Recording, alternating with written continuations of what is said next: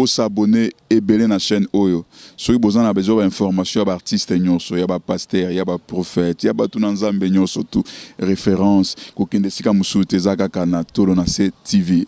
Mona mukolo sheno Yeswe que tu dois kumvimbe. Oh Yeswe olobi venez à moi vous tous qui êtes fatigués chargés je vous donnerai du repos. Seigneur, cette femme s'est convertie. Atiki nyonso aboyi nyonso aye pana yonkolo na chetoro nangana sena mukwana lelo na lobi na yo nzambe opese oyo alingi. Pese bosenga motema na ye. Salela ye bosenga motema na ye. Pe continue kosala kati na ye afin que oyo nyonso nzambe bayebi yote bayeba yo na nzela na ye na kombo na Yesu masiande na bonde boto qui verront pour le siècle des siècles nous disons amen. En tout cas nzamba pambola chaîne tolo na se ekendeli boso e pambola ma esuka na nzela te hein po babandaka na tolo na se babeta côté mususu mais tolo na se c'est comme muibi c'est comme ndumba mais moto tolo na se ba c'est kaka été pour réponse na ye oyebite.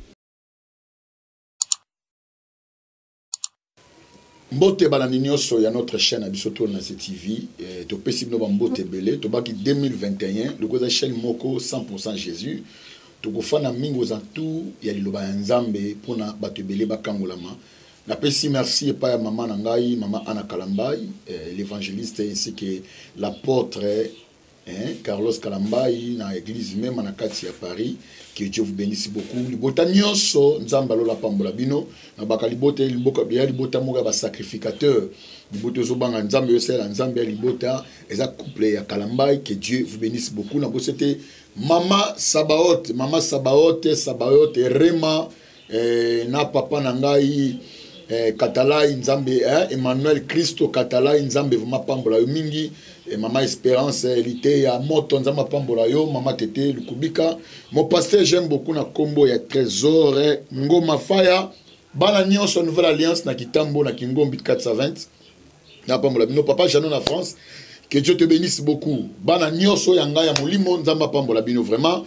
Calvin, Nzamba Pambola yo, na Lingago Makasi, Nzamba Pambola yo. Josué, Nzamba Pambola, Lingabino Makasi. Et je crois que l'autre a mis un homme de Dieu puissant en parole et en tout. Et l'autre a mis Kala, papa ou Bakambi Bisso. Mais l'autre au fan il y a délivrance. Mais il faut se présenter ensemble. Nabino, Zoa Kaye, Zoa Bik. Peut-être que tu as mon bébé, Kala Makambo. Thème Yamunene, autre pour parler les lots. Et Koza Likambo, Yaba Yemtagolo Bango. Il y a beaucoup de volants avant pour nous appeler Shalom l'homme de Dieu. Shalom mon Zambé, prophète, que Dieu bénisse, meilleur vœu, bonne année. Merci pareillement. Et avant tout banana au Seigneur pena au prier pour ça makambusko et tellement ba Bible. Nzambe ya likolo, Nzambe ya Israël, Nzambe nanguya. Mo ipai nyonso ndeko zolanda ngai na kombo na Yesu Kristo Nazareth. Oyo ni maloba ekobima na kati na biso. Et à joie délivrance, à vivre miracle, à mon loboko na nzambe. Na minute eza na moto au tindele message oyo kakapo vine za la sauver. Tika esalema par la puissance du nom de Jésus-Christ na lobibongo na kombo na Yesu. Amen. Amen. Merci beaucoup papa. Je crois il y a poto partout dans le monde entier balandaka biso lorsqu'il y a un message va toucher et mon amuto simba minango Léon a libité thème nini obongisi le loto to lo belango c'est très important pour ba via batubeleza ko kangameza ko beba ça thème ni. Merci muto na Nzambe. Tango lobi poto bipa inyoso et sika muto azali lien ezala na frontière. Oh, c'est vrai. Lien ezala na frontière. Bitumba via muto ezala na limite.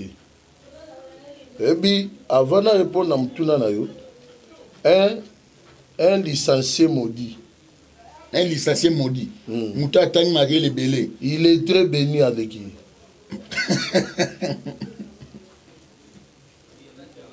Donc, il est très béni et plus qu'un licencié maudit. Au diplôme, Nayo, au ça est l'autre. Autant que tous français belé. Mais aux anabila qui est la malédiction, c'est l'élément absorbant.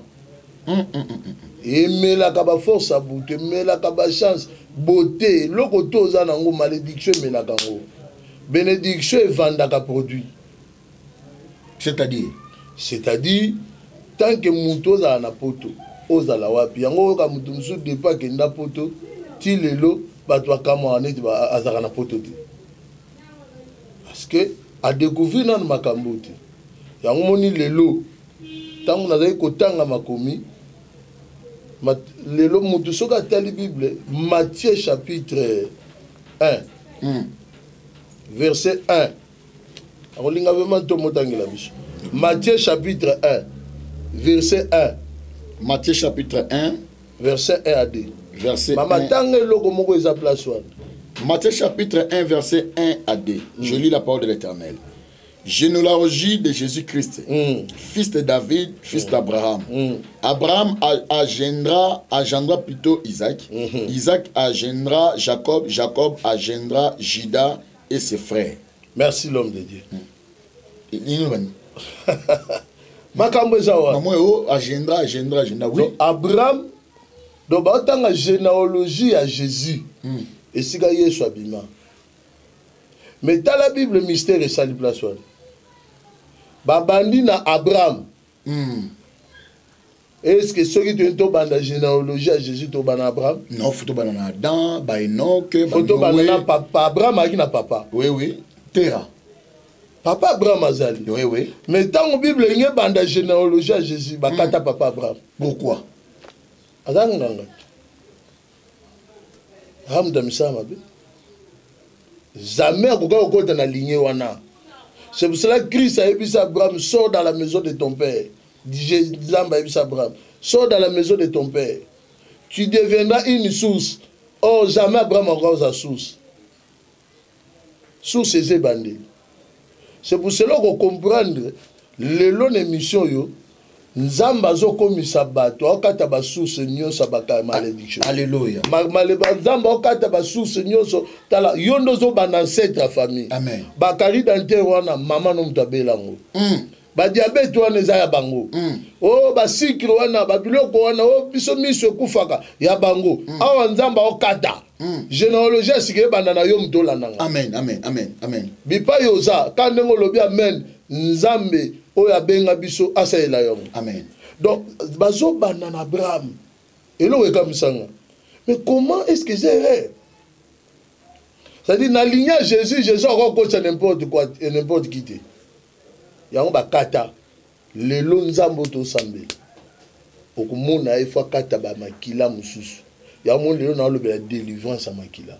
Délivrance à makila. Délivrance pas peine à makila mais Romains chapitre 8 verset 1 lobi mutonyo sanimeli Yesu il y a aucune condamnation. Mais comment délivrance à makila cause à la muto sanimeli à Jésus? Une très bonne question. Il n'y a pas une condamnation à celui qui est à Christ. Vous comprenez? C'est une évidence. Aux anakat de Christ. Ce qu'on a même dans la Bible, Nzamba bimisa bana Israël. Mais Pharaon a zoé bisabana Israël, c'est Moïse. Bon que nous conseillons l'Nzambe na bino. Servez l'Éternel. Mais boti kaka ba richesse na bino. Dans la Bible. Avec boti kaka richesse, j'avais aimé la réponse de Moïse. Surtout que c'est l'Nzambe maboko femme. Tokoti kata linzaka na biso awate.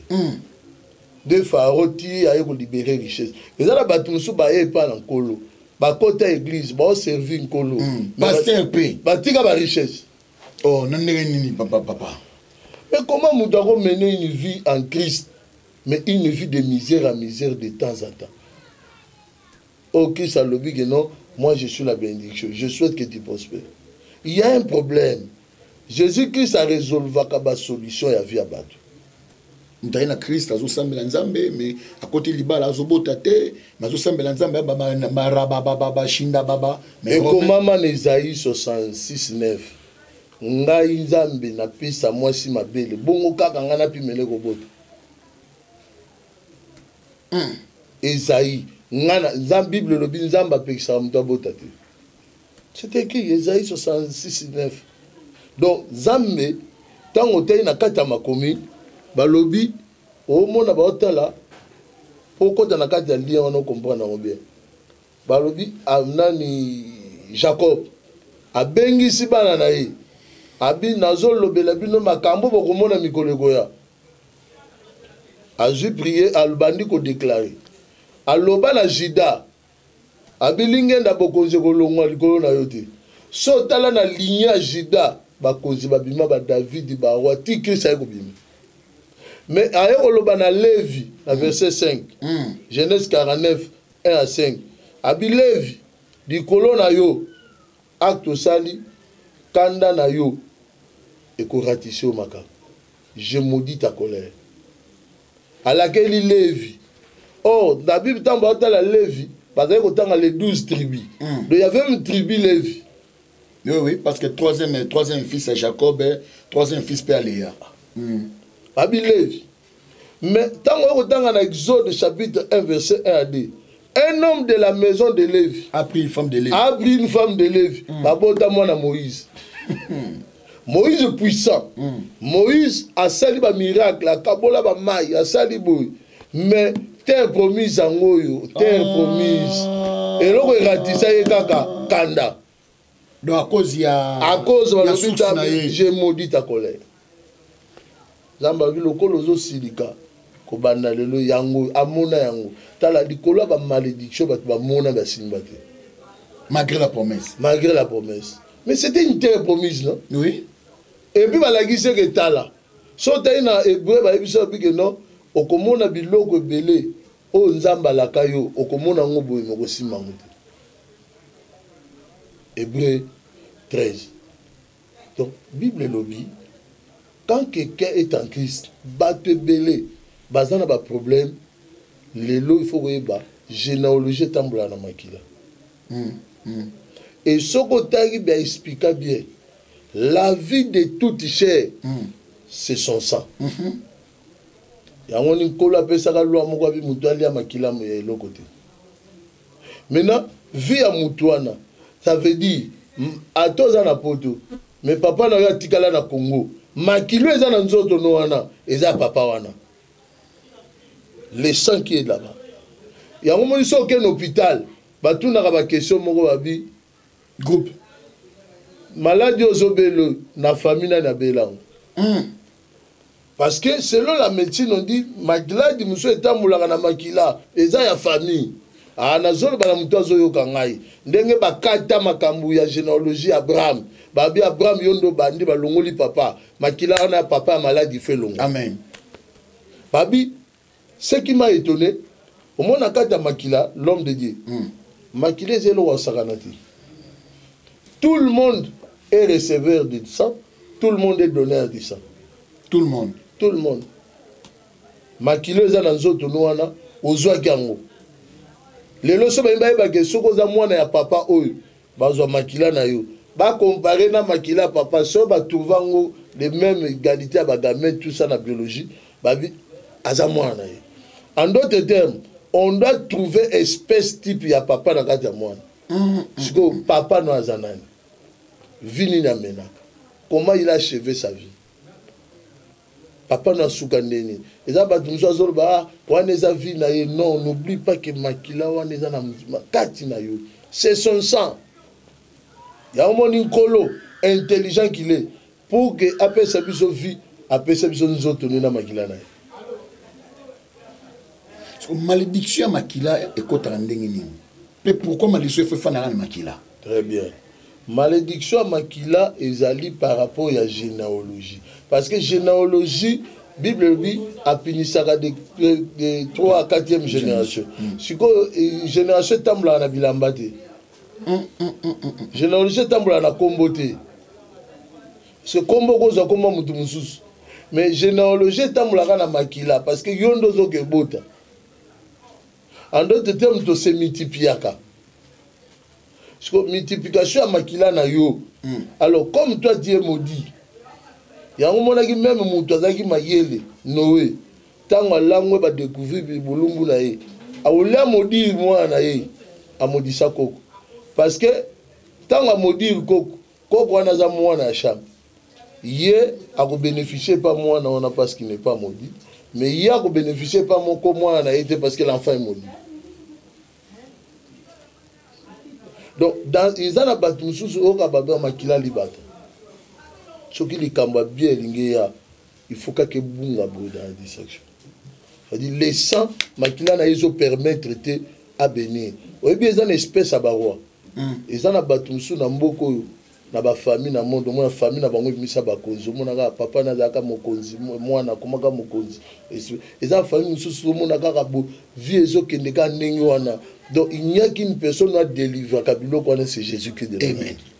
Yango zo mona lelo objectif et mission oyo tozana na besoin ya généalogie moko ekatana. Amen. Il faut ya sike banda. Amen. Généalogie ya bato nde ba banda na Abraham. Même so tel même na kata Bible. Comment expliquer? Abraham akutana na mwasi abotaka te. Babundi baboti Isaac mwana Abraham. Isaac tango abali azwa mwasi abotaka te. Toujours abundi ba ko bota bali ti Jacob et tout ça. Yebe tango akeko bal il choses mwasi abotaka te. C'est des éloges fan à 4 makila. Mais comment expliquer ça? Pourquoi Abraham a coûté nango, Isaac a coûté nango, Jacob a coûté nango. Les deux ans à bateau, makambo papa a coûté nango, maman ba sentai, maman ba liba le koufa, maman tikala bo vide, les deux pas au vivre événement.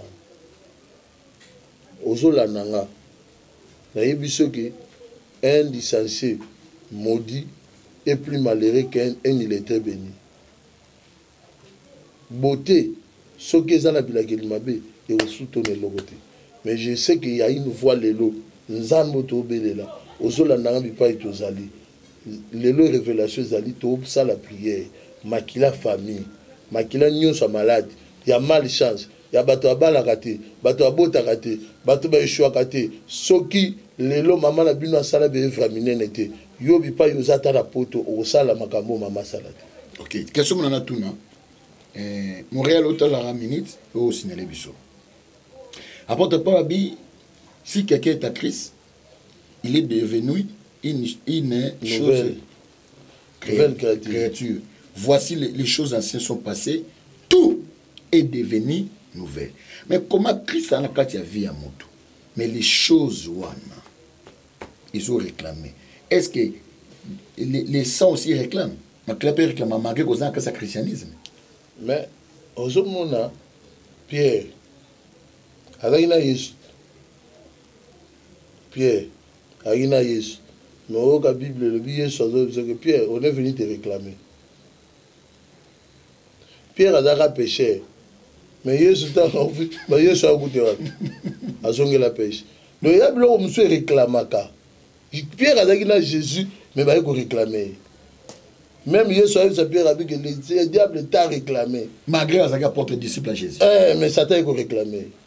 Donc, la vie n'a pas soba dans Zambé, et dans la bilo comme Soussou, tout ça dans Zambé, ba combat ezali. Même Moussa Zambé Zolananga, Gabriel, il se tenait devant la présence de Dieu. Azolo ba ngana Gabriel, na tellement de besoin Zambé, azouaka ba message, mais à Kangama 21 jours. Et pas roi de paix. Abangi na eko dans la présence de Nzambe. Abangi na abangi mutwana te Gabriel a été un messager abangi était. Te bakanga yi. Mais ce que j'aime dans la Bible, Nzambe te mutako délivrer. Atinda muninga na ye Michael. Dia ya eko délivrer. Ta musa Nzambe. Tu peux prier, c'est au sambela ko za intercession priaka. Na domaine moko Michael a vu noazali. Mutu akoza Gabriel otema liboso ya présence ensemble mais na domaine la finance okangama na domaine la mariage okangama na domaine la kobota okangama eza na bato Nzambe apesa don ke na sa mabelao a prier pour la yo au vivre miracle bazali s'il y a les faux dollars les vrais dollars existent po eza lelo bato bakomaka te basala Nzambe les faux les temps mais non le faux ezalaka po vrai ezali. Jamais faux et tigala vous allez sans vrai. Et si nous sommes comme faux, Luka vrai. Et on a le lot pour te dire que nous sommes dans la carte na Yesu, mais les combats sont là. Bah combat ministère, bah combat à vie, bah combat dans les mariages, dans les combats de mari de nuit, ma combat célibat, mais Christ est toujours vainqueur pour nous délivrer. Ok. Et toujours qu'il y a un moment que je pour moi tellement belé to lobela moi belé to lobela ba origine malédiction to lobela to simba simango remède nini oyo mutu akoko bima to solution to ba en français malamu pour madame sou remède ko lekela démarche ni mutu akoko sala pour que abima na kati ya makila ya malédiction to na kati ya makila ya réclamation démarche en zanini ba bota la biso ba zebele miso ko mituna mutuna bana na ya poto libale zate bana na poto na tika ba vibo na moment et loko na mona ezo persister ka ezo tika ngaite maga donné vine na kati ya Jésus ouais miso asambela kati lelo ba mamata mangenge ba lusizila miso pa uti poto ya mati mangenge mais le même cas likambo wana ninga porte parole obike mabe ona ngana tika na ko tika te ezo ko belanga solution zanini to démarche ni mutako sala ayamba Yesu jana yusala ayamba Yesu azo baptême aza serviteur mais il y a toujours babilo mozo tele mena kaka démarche ni to voani ni europé salelo pour que mutabi mana eloko wana aliboso il faut ça la démarche. Il y a une des femmes prostituées moi ane akufaka. C'est-à-dire Nabutu va changer moi. Mais tant à la mugi na tongo, elle a observé attentivement. Et là, le bousso, on a observé attentivement. Première sortie, observation, c'est-à-dire premier pas de délivrance. Et bien, là, tu me soucies, tu s'en foutaka. Vieux zo kende mabe, a déjà situation moka. Tout concours de ce qui me dit. Tout concours de ce qui me dit. Oh maman, papa, c'est que tu tolères habite avec toi. Et là, tu tolères. Ne fandaka na vie. Déjà, le lieu comment on fait un habit pour te tolérer. Tu peux accès de personne là. Le quoi te tolérer nia ou namboa afin d'arana biso. Le quoi te tolérer nyokate azarana biso. Donc et là, tu tolérer, il y a moins d'enfants na yo. Deuxième démarche, après avoir observé attentivement, Adlobi, ce n'est pas mon fils. Et là, deuxième chose, il faut dire, ce n'est pas ma vie. Donc, deuxième chose, il faut le voir. Ils ont vu dans la tête. Depuis na ngai na lingaki na zala. De nzamba kelaka ngai. Vu na omene famille na biso. Ah, ils ont vu dans la tête. Donc, c'est déjà un deuxième pas à mon nene dans la carte de délivrance.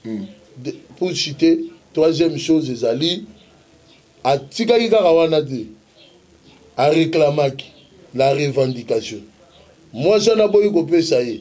À ceux qui ont été, à qui n'ont roi. Il y a un roi qui a été donc, porte à l'bosso, banda observer. Maintenant, na muto za na kati ya Christ. Loko na biso musala na Nzambe, et loko munene oyenda l'église, mais la crainte de Dieu. Les lotos souffrent na kati ya Nzambe parce qu'à cause de la crainte de Dieu. Beaucoup ne craignent plus Dieu. Au pesa ko offrande, au kota no mangenge, au jenaka na yo, au priaka na yo, pesa no offrande. Mais tu ne crains pas Dieu. Ce que nous avons combien makashi balien, zongana nous craint Dieu.